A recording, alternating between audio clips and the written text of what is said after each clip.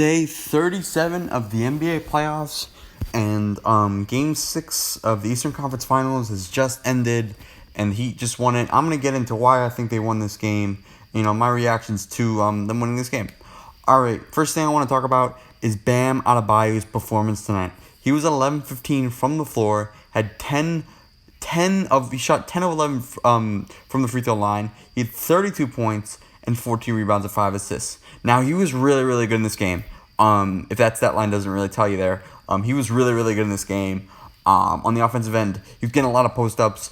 The one defender that actually kind of did well on him was Grant Williams. I was surprised that he got subbed out for Gordon Hayward with around 5 minutes left in the fourth quarter, even though he was doing such an amazing job on Bam Adebayo and containing him. I mean, he wasn't fully stopping him, but again, he was containing him. And also another player that did well for the Heat today was Jimmy Butler. 8 of 9 from the field, 6 of 7 from the free throw line, 2 rebounds, and he ended up with 22 points, a plus 18 on the plus minus scale. He was driving all the time to the basket, which is very key. He was very aggressive tonight. Very key after his game 5, where he shot only 11 shots in that game. Definitely extra aggressive tonight, and that was key in the Heat's victory tonight. Also, another player who played well for the Heat was Andre Iguodala. Now, he was basically perfect from a shooting perspective. He did miss one free throw, but he was really good, and he was also good at giving wing defense against their great wings, Tatum and Brown. Tatum and Brown, I'll get to them in a little bit. They didn't really have bad games per se, but they weren't great. But yeah, Andre Iguodala, especially on the offensive end, was key for them. He was 5 of 5, as I said before, 4 of 4 from 3. Very key for the Heat in this game. He had 15 points, and he was a plus 20 on the plus-minus scale. Now, Andre Iguodala was not the only Heat player to shoot really good from the field and from the three-point line. Goran Dragic, he also shot 2 of 5 from the three-point line. Pretty impressive. Duncan Robinson, he was able to have a good shooting game after his Game 5 performance, where he was 3 of 11 from 3. Duncan Robinson, overall, he was 5 of 8, had 15 points, a plus 24 on the plus-minus scale, and had 6 rebounds.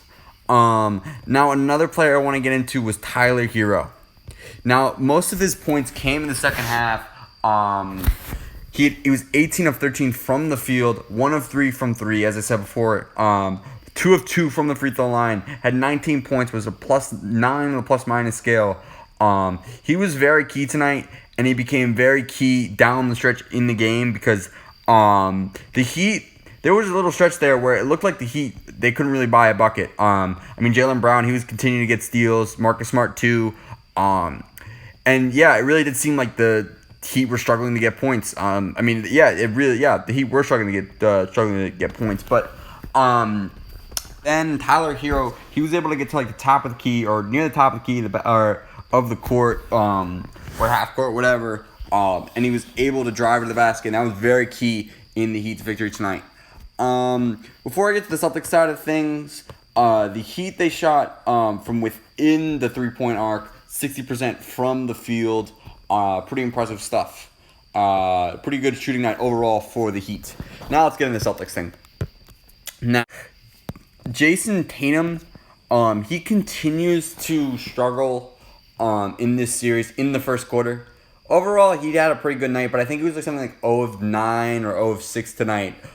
In the first quarter of this game, he ended up with 9 of 26 from the field, 3 of 10 from 3, and 24 points. He did end up with a minus 10 on the plus minus scale. I think that's due mostly because of that poor first quarter. One place the Celtics really excelled at tonight was rebounding the ball on the offensive end. They had 13 rebounds to the Heat's 2. That led 20 second chance points for the Celtics in this game. That was one place where the Celtics really excelled at tonight. Before I go any further, let's first get into the shooting numbers before I get into the quick recap of this game. Shooting numbers, the Celtics shot 43% from the field, 32% from the three-point line, and around 52% from within the three-point line. So, it was a pretty average night for the Celtics shooting-wise. It was still pretty good, but, the Heat kind of just were really, really good, and I think that was one of the big differences in this game. So I don't think it necessarily was on the Celtics' bad. I mean, they didn't shoot bad. They just didn't shoot at the Heat's pace. In this game, the Heat had the lead for most of this game. There were times like there was a 2-point lead in the first quarter, and then there was a 2-point lead in the second quarter, and then the Celtics had a lead for a little bit in the third.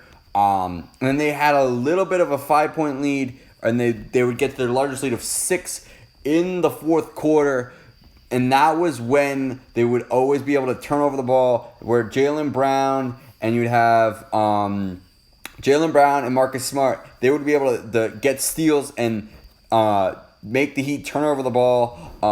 Marcus Smart, he had 2 steals, and Jaylen Brown, he had 3. Most of those were in the fourth quarter.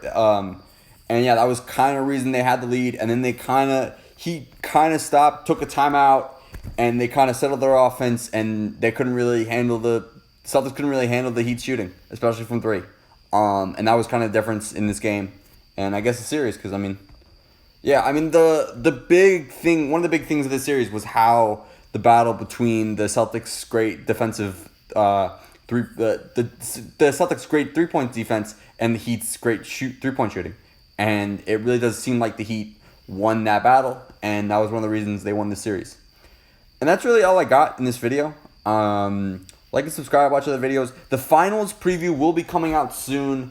I want to say tonight, but I got to finish or whatever's left of Saints-Packers because I kind of want to watch that before I get into a finals preview.